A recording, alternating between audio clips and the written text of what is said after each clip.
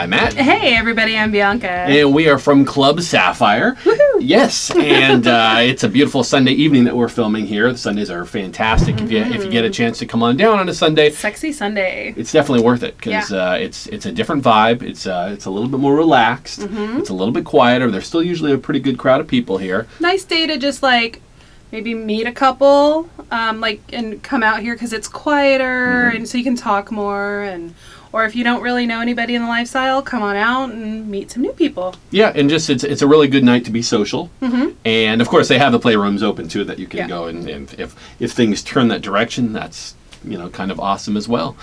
So we wanted to talk today, answer some questions that we do get kind of piles of questions that come in over the weeks and months that we do these videos from people just ranging about everything. Right. And so I have a couple of these that people have sent us, and I figured we just answer them. Okay, so just Sounds easy enough. Ask a swinger anything, whatever, we'll answer it. We're pretty honest people. So, all right, you ready? I'm ready. All right, here's the first one. All right, when you're playing separately, how do you know the other couple is done? Oh, that's a tough one. Yeah, because we've actually happened to us before. we have actually run into that problem before. Yeah. I think of an example that, let's see. Okay, so when we went on a cruise a couple years ago, we went on a lifestyle cruise. We met a couple and we hit it off. And they play only separately. They don't play together at all. And we were okay with that. So I went to her room. Let's see. Yeah. Yeah, I went to her room and you went to his room. No. We were in the same room. You went to their room, he went to our room. That's what I said. No. That. And so, and we're like, okay, you're comfortable with him? And she's like, yeah, and I'm comfortable with her. And we're like, okay, then what? Like, when we're done, what do we do? Because that was something we hadn't really run into at that point. And I don't think we really discussed. I don't remember if we really discussed what, we were going to meet at this one bar when we're done kind of thing. Right. But we didn't discuss timing really or call me in this room or anything like that.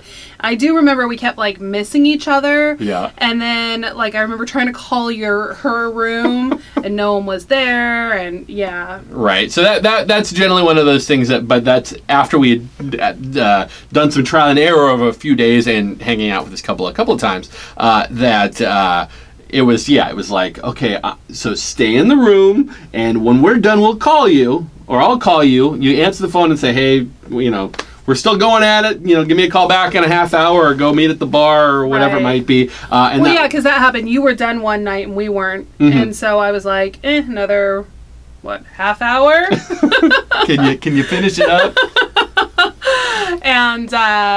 And then we were able to meet. Right. Whatever. Right. And we've run into. And I think as long as you're open with each other of having a plan, but being okay with that's the thing. The tricky thing with all this is everybody is at a different place within their journey, right. And how comfortable are you with just hanging out? If I'm still going on with this person, are you okay with just hanging out with the other person for a while? It could be a while. I don't know. Yeah.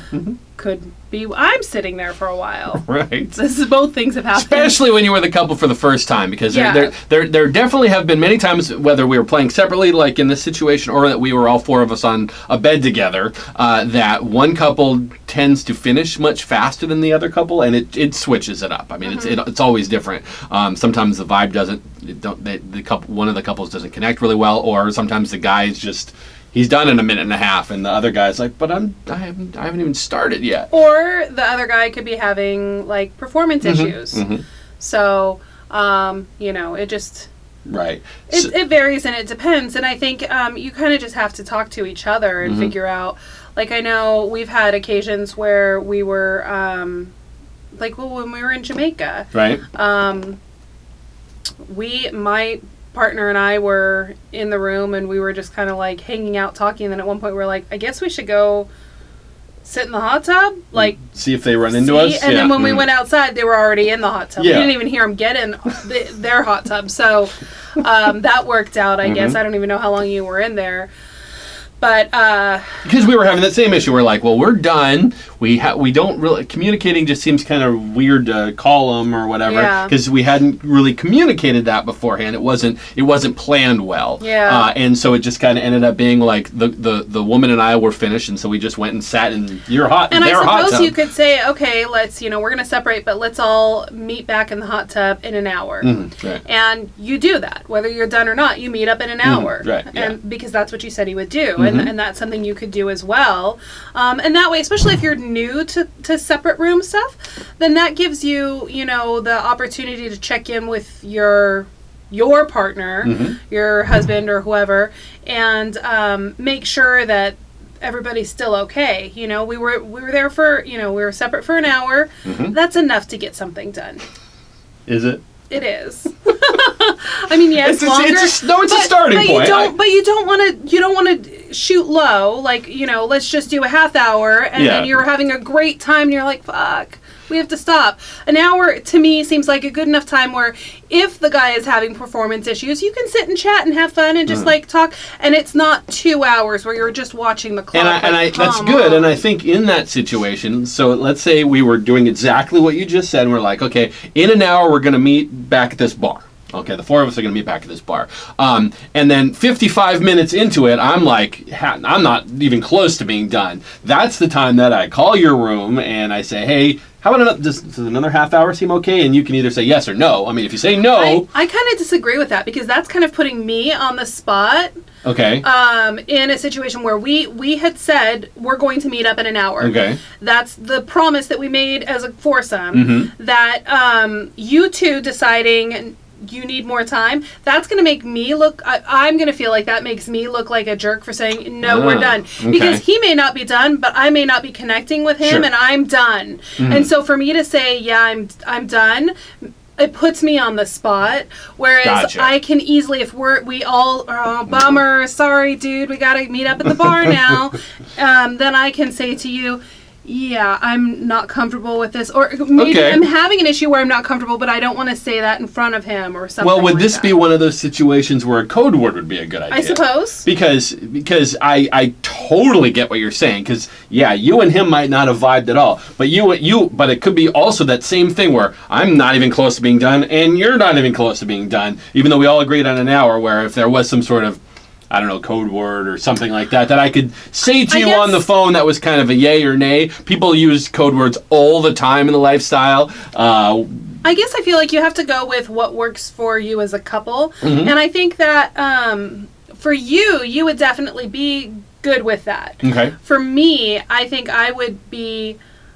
It's more difficult for me because we agreed upon this thing, and changing it without all of us being face to face bothers me. Okay. All right. Because again, code word or not, I'm going to feel like I'm the party pooper. Interesting. Because I'm saying no to everybody getting it on because I'm not comfortable or having the right time or whatever my reason. My reason doesn't even matter. I am done. We said we would be done in an hour.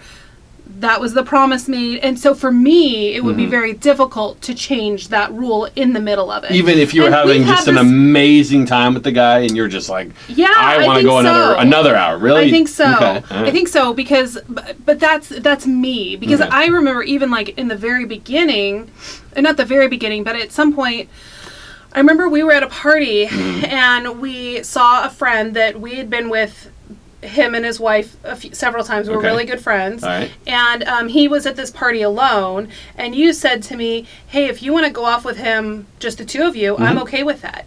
And our rule has always been never leave someone standing there alone. Like, the rule was that I don't do that. Right. And you were changing your minds and the rules in the middle of this party, which is, your prerogative to do. Because I was letting you do that. Right. Yeah. But I still felt like I couldn't do that because it was not discussed. It was not agreed upon before. And I felt like I didn't want to deal with the aftermath if you decided afterwards. You were like, that was a mistake. I should have never done that. I didn't want to deal with that.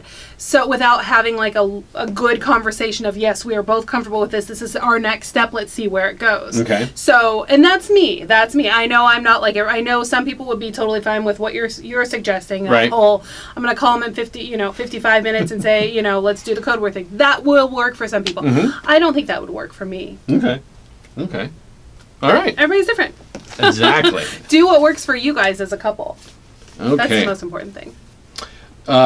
Next question. Do most women in the lifestyle get their boobs done?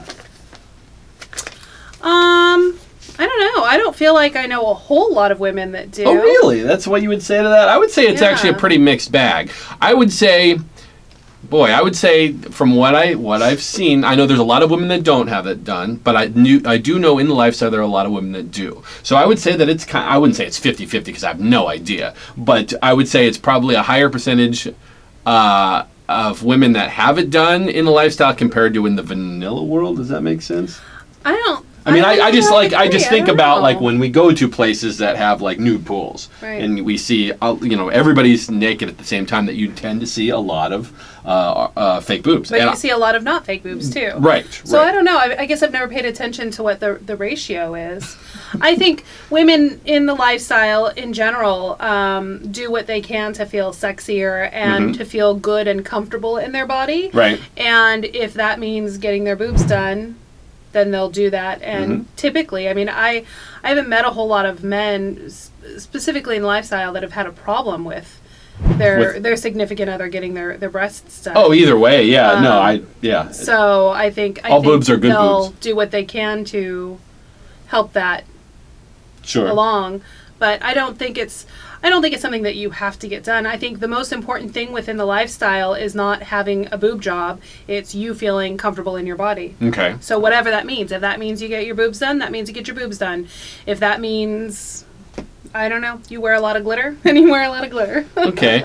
Well, on the same lines then, so what do you feel about like scars, for example? That's a good question. So I do have a scar. I had a tummy tuck, so I have a scar that goes from hip to hip that has made me feel extremely uncomfortable ever since I got it. Okay. That I always look for outfits that hide it. Okay. I used to cover it up with makeup if I could. I went totally crazy nuts looking for makeup that was waterproof for when we were at the pool, even though I don't typically go in the pool, except in Jamaica. That's the only pool I go in. Okay. But it's rare that I get wet anyways. There. Down there maybe. Anyways, but for whatever reason, when we went to Jamaica this last time, something clicked in my brain. Okay. And I think it was seeing all the different beautiful body types there. There were so many people there. There were super thin, not so thin. There were scars. There were people who had obviously had some sort of breast cancer. There were so many different bodies, and everybody was there just having a good time, and it didn't matter. Right. And it was like something in me that just made me feel instantly so much more comfortable in my body. It was an incredible experience for me because I always have felt very uncomfortable in my body. Sure. And so being nude like all the time, like we barely wore clothes. We've